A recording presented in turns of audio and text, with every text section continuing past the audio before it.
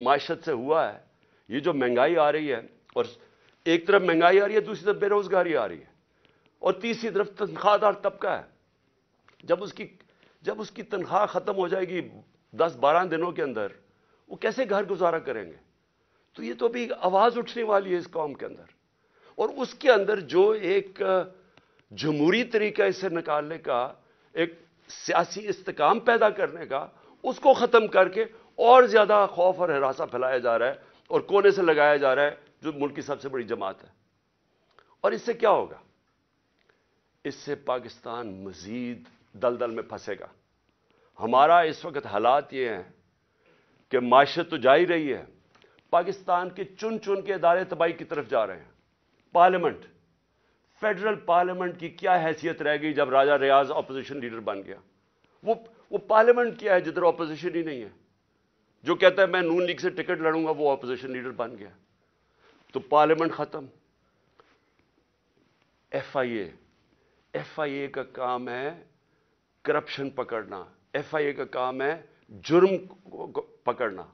FIA को सिर्फ शहबाज शरीफ को वो मंजूर चपड़ासी और वो जो 16 अरब रुपए की इनकी चोरी पकड़ी थी, उसको मिटाने के लिए, उसको दबाने के लिए सारी एफआईए तबाह कर दी है। एफआईए में अपने वो चमचे डाल दिए। उनसे क्या कर रहे हैं कि इंतकामी कार्रवाई शुरू करवा दी है हर एक के ऊपर। कि मेरे ऊपर 70 केसेस किए हुए हैं, 70 एफआईआर है मेरे पे। सारी टॉप लीडर जो जिससे डर लगता है उसको पकड़ लेते हैं, उसके ऊपर एफआईआर काट देते हैं। तो ये क्या, इससे क्या हमारे मुंह बंद हो जाएंगे? इससे क्या मुल्क ठीक हो जाएगा? एफआईए, नैब जिसने हमारे दौर में 480 अरब रुपया रिकवर किया था 3.5 सालों में मुल्क के लिए, 480 अरब रुपया, आज 1100 अरब रुपया जो नैब ने रिकवर करना था वो माफ करवा दिया चोरों का, और नैब को फिर इस्तेमाल कर रहे हैं। खैर वो तो टूथलेस बॉडी है, उसके तो अपनी चोरी बचाने के लिए उसको भी खत्म कर दिया है। यानी लाइसेंस दे दिया है पाकिस्तान में व्हाइट कॉलर क्राइम को।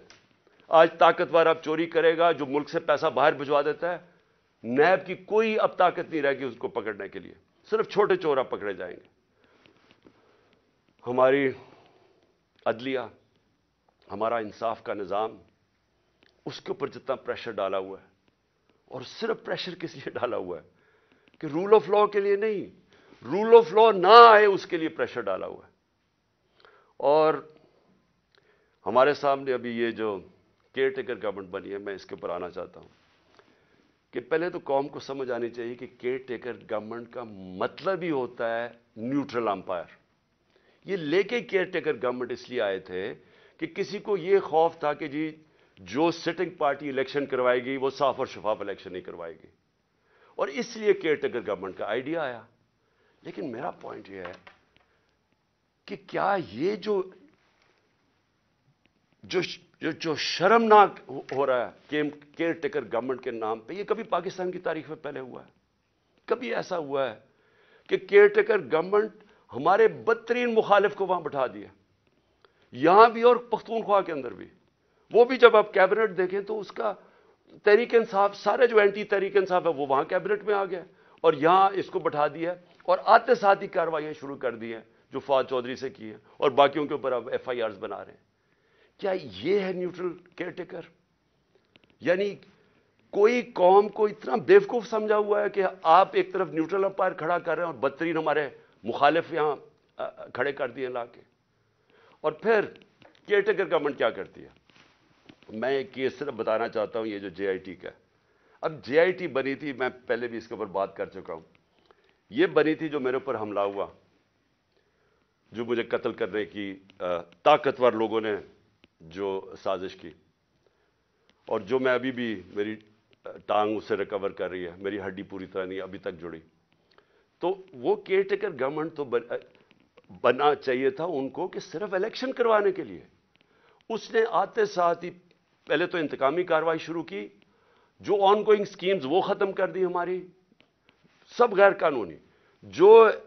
जो डिपार्टमेंट्स के हेड लगे हुए थे, जो नॉन पॉलिटिकल लोग थे, उनको हटाना शुरू कर दिया, और जो जेआईटी है, जेआईटी को बंद कर दिया। अब प्रोविंशियल जेआईटी ने फाइंडिंग्स की हुई थी कि एक नहीं था 3 शूटर थे, دو جو ڈی پی او گجرات تھا اور جو سی ٹی ڈی کا ایس ایس پی تھا، ان دونوں نے پروونس کی جے آئی ٹی کی پروونس کی پولیس نے منع کر دیا کہ جی ہم اپنے فون بھی نہیں دکھاتے، جن سے انہوں نے تصویریں لی تھی، اس کا ویڈیو بنائی تھی، جو شوٹر تھا ندیم. اور جب انہوں نے یہ ثابت کر دیا 3 شوٹر ہیں، تو وہ ساری جو پورا بنایا ہوا تھا طاقتور لوگوں نے بیانیہ، وہ ختم ہو گیا. تو یہ ضروری تھا کہ طاقتور لوگ سب سے پہلے جو اس حکومت کے پیچھے ہیں کہ جے آئی ٹی کو ختم کریں. اب جے آئی ٹی کا جو انہوں نے ایک اینٹی کرپشن کا آدمی لے کے آئے، ندیم سرور، اس نے کیا کیا ہے، اس نے آتے ساتھ ہی سسپینڈ کر دیے جو انویسٹیگیٹنگ آفیسر تھا، اور سارا جو جے آئی ٹی کا ریکارڈ ہے وہ سیل کر دیا.